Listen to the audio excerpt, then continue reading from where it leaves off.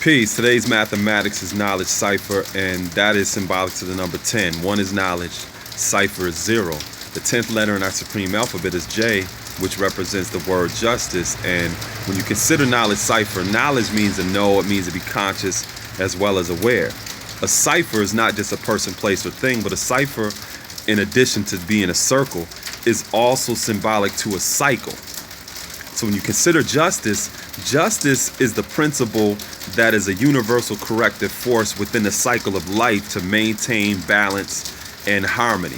It also establishes reciprocity. So knowledge cipher is the ability to be aware or conscious of the way that principle functions within our everyday life. One of the things that I've seen with people when they consider justice is they may consider justice as something that's negative, or they just associate justice with penalties, or when people talk about karma, they usually talk about karma in a negative way.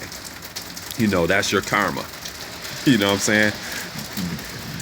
They gonna get theirs. You know, all of these different phrases that they're gonna get their comeuppance.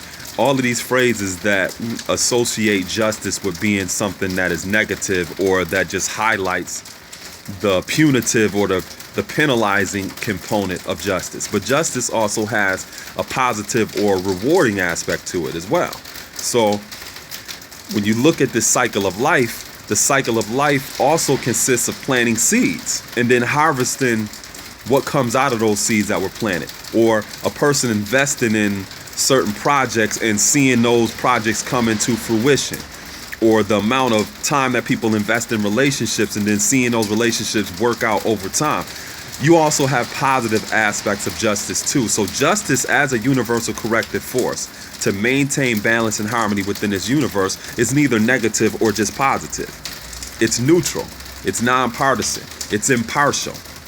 And depending upon how we knowledge or view or what we are aware of in terms of the cycle of life, we're either going to be on the negative side of justice or we're going to be on the positive side of justice.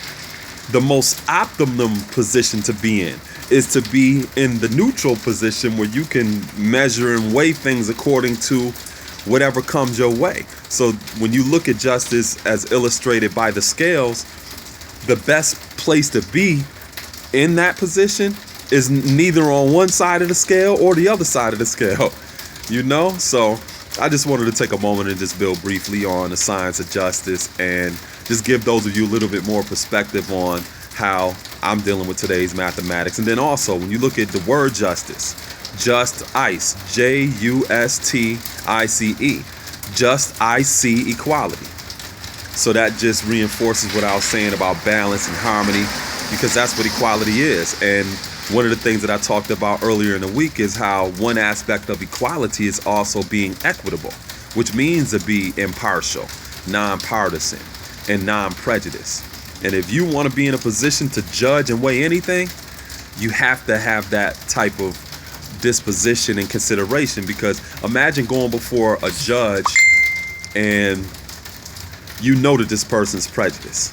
You know that they're going to be partial because whoever is in the courtroom, whether it's the lawyer or whatever, is a part of their family. You know what I mean? Or they're going to be showing favoritism. Do you want to be judged before a person like that?